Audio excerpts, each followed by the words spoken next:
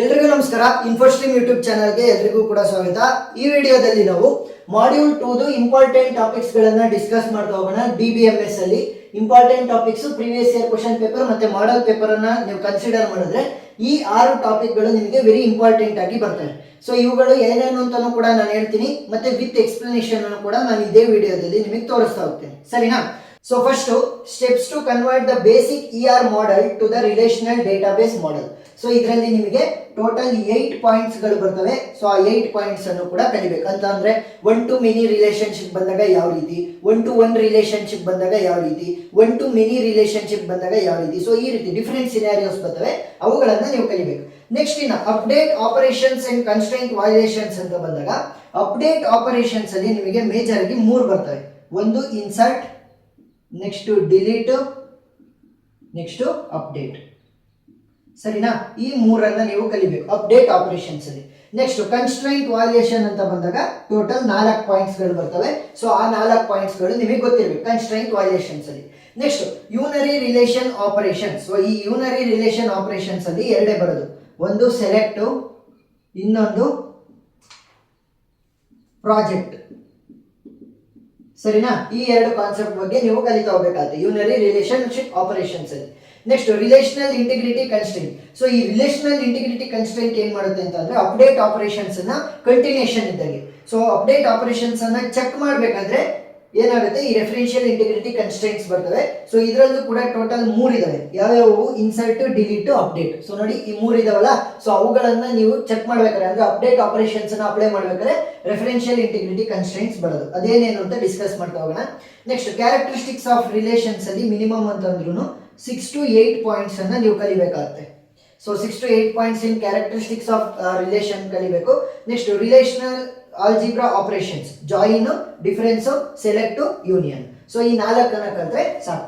So ಇಷ್ಟು ಕಾನ್ಸೆಪ್ಟ್ಗಳು ನೀವು perfect ಆದ್ರೆ ಅರೌಂಡ್ 85 to 90% ಆಫ್ ಮಾರ್ಕ್ಸ್ ಅನ್ನು ನೀವು DBMS ಮಾಡ್ಯೂಲ್ 2 ಅಲ್ಲಿ ತಗೋಬಹುದು. ಸೊ ಇನ್ 10% ಎಲ್ಲಾದ್ರೂ ಬೇರೆ ಕಡೆ ಸಿಂಪಲ್ ಟಾಪಿಕ್ಸ್ ಇಂದ ಬರ್ಬೋದು. ಬಟ್ ಫಸ್ಟ್ ನಾವು ಇಂಪಾರ್ಟೆಂಟ್ ಟಾಪಿಕ್ಸ್ ಗಳ ಕಡೆ ಗಮನ ಹರಿಸಬೇಕು. ಸೊ ಇಂಪಾರ್ಟೆಂಟ್ ಟಾಪಿಕ್ಸ್ ಇಷ್ಟಿದಾವೆ, ಇಷ್ಟನ್ನ ನೀವು ಪರ್ಫೆಕ್ಟ್ ಆಗಿ ನಾನು ಇವಾಗ ಸ್ಕ್ರೀನ್ ಅಲ್ಲಿ ನಿಮಗೆ ಎಕ್ಸ್ಪ್ಲೈನ್ ಮಾಡ್ತಾ ಹೋಗ್ತೀನಿ ಪ್ರತಿಯೊಂದು ಟಾಪಿಕ್ ಅನ್ನು ಕೂಡ.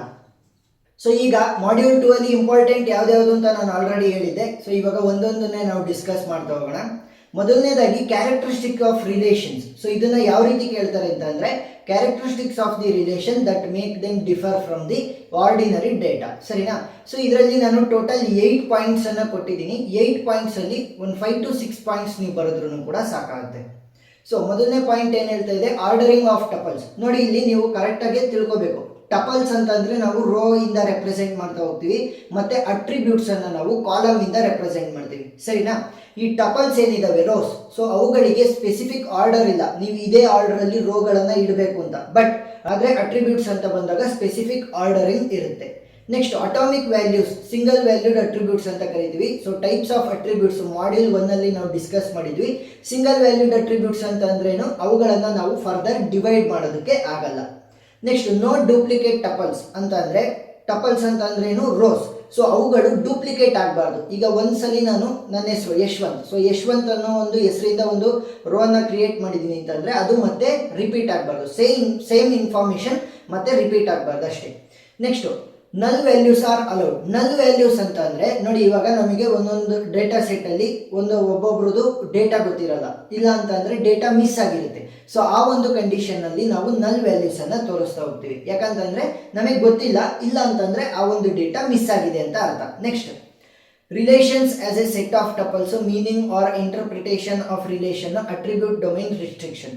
ಸೊ ಅಟ್ರಿಬ್ಯೂಟ್ ಡೊಮೈನ್ ರಿಸ್ಟ್ರಿಕ್ಷನ್ ಅಂತಂದ್ರೆ ನೀವು ಏನು ಅಟ್ರಿಬ್ಯೂಟ್ಸ್ ಗಳನ್ನ ಕೊಡ್ತೀರಾ ಅಂದ್ರೆ ನೀವು ಇನ್ಪುಟ್ ಆಗಿ ಕೊಡ್ತೀರಾ ಅಥವಾ ನೀವು ಡೇಟಾ ಬೇಸ್ ಅಲ್ಲಿ ಫೀಡ್ ಮಾಡ್ತಾ ಹೋಗ್ತೀರಾ, ಅವು ಸೇಮ್ ಡೊಮೈನ್ ಅಲ್ಲಿ ಇರಬೇಕು, ಡಿಫರೆಂಟ್ ಡೊಮೈನ್ ಅಲ್ಲಿ ಇರಕೂಡದು. ಸೊ ಇವಾಗ ಈ 8 ಪಾಯಿಂಟ್ಸ್ ಅಲ್ಲಿ ನೀವು 5 to 6 ಪಾಯಿಂಟ್ಸ್ ಬರೆದ್ರೆ ಸಾಕು ಎಕ್ಸಾಮ್ ಅಲ್ಲಿ. Next steps to convert the basic ER model to the data base schema. So ಇದರಲ್ಲಿ ಟೋಟಲ್ 8 ಪಾಯಿಂಟ್ಸ್ ಇದೆ. 8 ಪಾಯಿಂಟ್ಸ್ ಅನ್ನು ಕೂಡ ನೀವು ಬರೀಬೇಕು. ಯಾಕಂತಂದ್ರೆ ER ಮಾಡೆಲ್ ಅಂತ ಅಂದ್ರೇನು, ಎಂಟಿಟಿ ರಿಲೇಶನ್ಶಿಪ್ ಮಾಡೆಲ್. ಇದರಲ್ಲಿ ನೀವು ಬೈನರಿ ರಿಲೇಷನ್ಸ್ ಅನ್ನು ಕೂಡ ತೋರಿಸ್ತಾ ಹೋಗ್ತೀರಾ. 1 to 1 ಇರ್ಬೋದು, 1 to many ಇರ್ಬೋದು, many to many ಇರ್ಬೋದು, ಇಲ್ಲ ಅಂತಂದ್ರೆ ಡಿಫರೆಂಟ್ ಅಟ್ರಿಬ್ಯೂಟ್ಸ್ ಅನ್ನ ಯೂಸ್ ಮಾಡ್ತೀರಾ, ಎಂಟಿಟಿ ಟೈಪ್ಸ್ ಅನ್ನ ಯೂಸ್ ಮಾಡ್ತೀರಾ.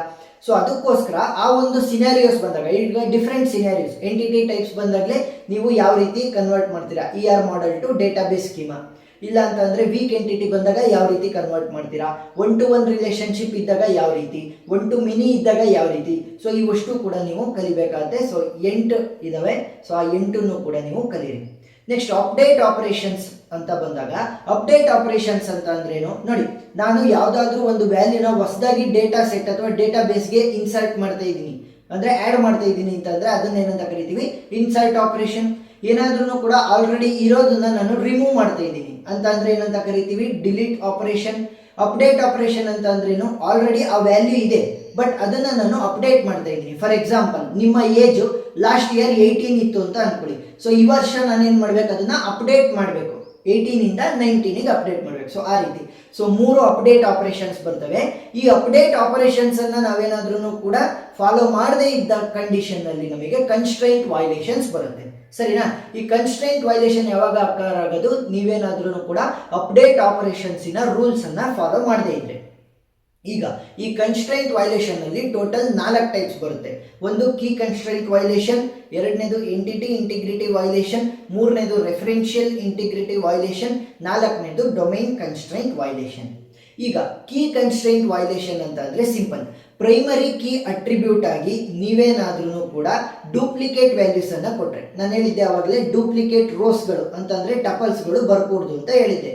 ನೀವೇನಾದ್ರೂ ಕೂಡ ಡೂಪ್ಲಿಕೇಟ್ ಆಗಿರುವಂತಹ ವ್ಯಾಲ್ಯೂಗಳನ್ನ ಪ್ರೈಮರಿ ಕೀ ಅಟ್ರಿಬ್ಯೂಟ್ ಆಗಿ ಕೊಟ್ರೆ ಅವಾಗ ಏನಾಗುತ್ತೆ, ನಮಗೆ ಕೀ ಕನ್ಸ್ಟ್ರೈಂಟ್ ವೈಲೇಷನ್ ಬರುತ್ತೆ. ಯಾಕೆ ಗೊತ್ತಾ, ನೀವೇನಾದ್ರೂ ಕೂಡ ಡೂಪ್ಲಿಕೇಟ್ ವ್ಯಾಲ್ಯೂಸ್ ಅನ್ನ ಕೊಟ್ಟಾಗ ಅವು 2ರಿಂದ 3 ಕಡೆ ಡಿಫ್ರೆಂಟ್ ಪ್ಲೇಸಸ್ ಅಲ್ಲಿ ಇರ್ತಾವಲ್ಲ, ಡಿಫ್ರೆಂಟ್ ಪ್ಲೇಸ್ಗೆ ಮ್ಯಾಪ್ ಆಗ್ತಾ ಹೋಗುತ್ತೆ. ಸೊ ಅದಕ್ಕೋಸ್ಕರ ನಮಗೆ ಬೇಕಾಗಿರೋದು ಕೇವಲ ಒಂದೇ ಒಂದು ಔಟ್ಪುಟ್. ಸೊ ಅದು ಬೇಕು ಅಂತಂದ್ರೆ ನಮಗೆ ಕರೆಕ್ಟ್ ಇರಬೇಕು ಪ್ರೈಮರಿ ಕೀ ಅಟ್ರಿಬ್ಯೂಟ್. ಸೊ ಅದಕ್ಕೋಸ್ಕರ ಡೂಪ್ಲಿಕೇಟ್ ವ್ಯಾಲ್ಯೂಸ್ಗೆ ಮ್ಯಾಪ್ ಮಾಡಬಾರ್ದು. ನೆಕ್ಸ್ಟ್ ಎಂಟಿಟಿ ಇಂಟಿಗ್ರಿಟಿ ವೈಲೇಷನ್ ಯಾವಾಗ ಅಕ್ಕರ್ ಆಗೋದು, ಪ್ರೈಮರಿ ಕೀ ಏನಾದ್ರೂ ಕೂಡ ನಲ್ ವ್ಯಾಲ್ಯೂ ಆಗಿದ್ರೆ. ಪ್ರೈಮರಿ ಕೀ ನಲ್ ವ್ಯಾಲ್ಯೂ ಆಗಿದ್ರೆ ಏನಾಗುತ್ತೆ, ಎಂಟಿಟಿ ಇಂಟಿಗ್ರಿಟಿ ವೈಲೇಷನ್. ಅದೇ ಏನಾದ್ರೂ ಪ್ರೈಮರಿ ಕೀ ಏನಾದ್ರೂ ಡೂಪ್ಲಿಕೇಟ್ ವ್ಯಾಲ್ಯೂಸ್ ಆಗಿದ್ರೆ key constraint violation. Next referential integrity violation ಅಂತಂದ್ರೆ ನಾನು ಇಲ್ಲಿ ತೋರಿಸಿದ್ದೀನಿ ನೋಡಿ, 2 ಫೈಲ್ಗಳು ಅಥವಾ 2 ಡೇಟಾ ಬೇಸ್ ಇದೆ ಅಂತ ಅನ್ಕೊಳ್ಳಿ, ಎ ಮತ್ತೆ ಬಿ. ಈಗ ಎ ಅಲ್ಲಿ ನನಗೆ ಏಜಿನ ವ್ಯಾಲ್ಯೂ ಬೇಕಾಗುತ್ತೆ ಅಂತ ಅನ್ಕೊಳ್ಳಿ, ಬಟ್ ಬಿ ಅಲ್ಲಿ ಆಲ್ರೆಡಿ ಏಜ್ ವ್ಯಾಲ್ಯೂದು ಕಾಲಮ್ ಇದೆ, ನಾನು ಆಲ್ರೆಡಿ ಫೀಡ್ ಮಾಡಿದ್ದೀನಿ. ಸೊ ಅದಕ್ಕೋಸ್ಕರ ಏನು ಮಾಡ್ತೀನಿ, ನಾನು ಆ ಏಜ್ ಅನ್ನ ಬಿ ಡೇಟಾ ಬೇಸ್ ಇಂದ ರೆಫರೆನ್ಸ್ ಆಗಿ ತಗೊಂತೀನಿ ಅಂತ ಅನ್ಕೊಳ್ಳಿ. ಸೊ ನಾನು ಇಲ್ಲಿ ರೆಫರೆನ್ಸ್ ಅನ್ನ ತಗೋಬೇಕಾದ್ರೆ ಏಜ್ ಕಾಲಮು ಅಲ್ಲಿ ಇರಬೇಕು, ಅಂದ್ರೆ ಏಜ್ ವ್ಯಾಲ್ಯೂಗಳು ಬಿ ಡೇಟಾ ಸೆಟ್ ಅಲ್ಲಿ ಅಥವಾ ಡೇಟಾ ಬೇಸ್ ಅಲ್ಲಿ ಇರಲೇಬೇಕು. ಇಲ್ಲ ಅಂತಂದ್ರೆ ಏನಾಗುತ್ತೆ, ರೆಫರೆನ್ಷಿಯಲ್ ಇಂಟಿಗ್ರಿಟಿ ವೈಲೇಷನ್. ಇದು ಯಾವ ರೀತಿ ಆಯ್ತು ಅಂತಂದ್ರೆ, ನೀವು ರೆಫರೆನ್ಸ್ ಅನ್ನ ಕೊಟ್ರಿ ಬಟ್ ನೀವು ರೆಫರೆನ್ಸ್ ಕೊಟ್ಟಿರುವಂತಹ ಐಟಮ್ ಅಥವಾ ವ್ಯಾಲ್ಯೂ ಅಲ್ಲಿ ಇಲ್ಲ. ಸೊ ಆ ಕಂಡೀಷನ್ ಅಲ್ಲಿ ಏನಾಗುತ್ತೆ, ರೆಫರೆನ್ಷಿಯಲ್ ಇಂಟಿಗ್ರಿಟಿ ವೈಲೇಷನ್ ಆಗುತ್ತೆ. ನೆಕ್ಸ್ಟ್ ಡೊಮೈನ್ ಕನ್ಸ್ಟ್ರೈಂಟ್ ವೈಲೇಷನ್ ಅಂದ್ರೇನು, ನಿಮ್ಮ ಅಟ್ರಿಬ್ಯೂಟ್ಸ್ ನೀವು ಏನು ಫೀಡ್ ಮಾಡ್ತಿರಲ್ಲ ಅಥವಾ ಇನ್ಪುಟ್ ಆಗಿ ಕೊಡ್ತಿರಲ್ಲ ಅದೇನಾಗಿರ್ಬೇಕು, ಕೇವಲ ಒಂದೇ ಡೊಮೈನ್ ಆಗಿರ್ಬೇಕು. ಫಾರ್ ಎಕ್ಸಾಂಪಲ್, ಇವಾಗ ನೀವು ಏಜ್ ಅನ್ನ 26 ನ್ಯೂಮರಿಕಲ್ ಅಲ್ಲಿ 26 ಅಂತ ಒಂದ್ ಕಡೆ ಕೊಟ್ಟು ಇನ್ನೊಂದು ಕಡೆ TWENTY ಸ್ಟ್ರಿಂಗ್ ಟೈಪ್ ಅಲ್ಲಿ ಕೊಟ್ರೆ ಏನಾಗುತ್ತೆ, 2 ಡಿಫ್ರೆಂಟ್ ಆಗುತ್ತೆ. ಒಂದು ನ್ಯೂಮರಿಕಲ್ ತರ ಬಂತು, ಇನ್ನೊಂದು ಸ್ಟ್ರಿಂಗ್ ತರ ಬಂತು. ಸೊ ಸೇಮ್ ಡೊಮೈನ್ ಅಲ್ಲಿ ನೀವು ಇನ್ಪುಟ್ ಅನ್ನ ಕೊಡಬೇಕಾಗುತ್ತೆ ಅಥವಾ ಅಟ್ರಿಬ್ಯೂಟ್ಸ್ ಗಳನ್ನ ಫೀಡ್ ಮಾಡಬೇಕಾಗುತ್ತೆ. Next unary relation operations. So ಇದರಲ್ಲಿ ಟೋಟಲ್ 2 ಟೈಪ್ಸ್ ಅಷ್ಟೇ ಬರೋದು, ಸೆಲೆಕ್ಟ್ ಆಪರೇಷನ್, ಇನ್ನೊಂದು project operation. So select operation ಅಂತ ಅಂದ್ರೇನು, ಈ ಸೆಲೆಕ್ಟ್ ಆಪರೇಷನ್ ಏನ್ ಮಾಡುತ್ತೆ ಅಂತಂದ್ರೆ ಈ ರೋಗಳು ಬರ್ತಾವಲ್ಲ ಟಪಲ್ಸ್ಗಳು, ಸೊ ಆ ಟಪಲ್ಸ್ ಗಳನ್ನ ಸೆಲೆಕ್ಟ್ ಮಾಡ್ತಾ ಹೋಗುತ್ತೆ.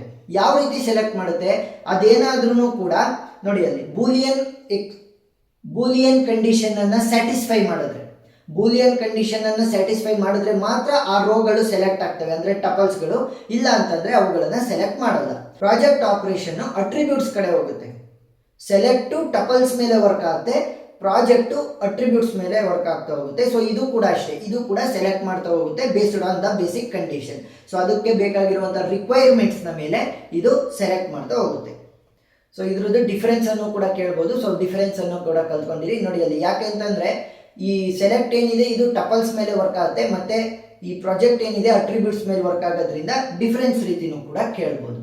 ನೆಕ್ಸ್ಟ್ ರೆಫರೆನ್ಷಿಯಲ್ ಇಂಟಿಗ್ರಿಟಿ ಕನ್ಸ್ಟ್ರೈಂಟ್ ನಾವು ಆಲ್ರೆಡಿ ಡಿಸ್ಕಸ್ ಮಾಡಿದೀವಿ. ಏನು, 2 ಡೇಟಾ ಸೆಟ್ಗಳಿದಾವೆ ಅಂತ ಅಂದ್ರೆ, ಒಂದು ಡೇಟಾ ಸೆಟ್ ಅಲ್ಲಿ ಏನಾದ್ರೂ ನಾನು ವರ್ಕ್ ಮಾಡಬೇಕಾದ್ರೆ ಯಾವ್ದಾದ್ರು ಒಂದು ವ್ಯಾಲ್ಯೂ ಬೇಕಾಗಿರುತ್ತೆ. ಸೊ ಆ ವ್ಯಾಲ್ಯೂನ ನಾನೇನಾದ್ರೂ ಬೇರೆ ಡಾಕ್ಯುಮೆಂಟ್ ಅಥವಾ ಬೇರೆ ಡೇಟಾ ಸೆಟ್ ಇಂದ ರೆಫರೆನ್ಸ್ ಅನ್ನ ತಗೊಂಡಾಗ ಆ ಒಂದು ಐಟಮ್ ಅಥವಾ ವ್ಯಾಲ್ಯೂ ಆ ಒಂದು ಡೇಟಾ ಸೆಟ್ ಅಲ್ಲಿ ಇರಬೇಕು.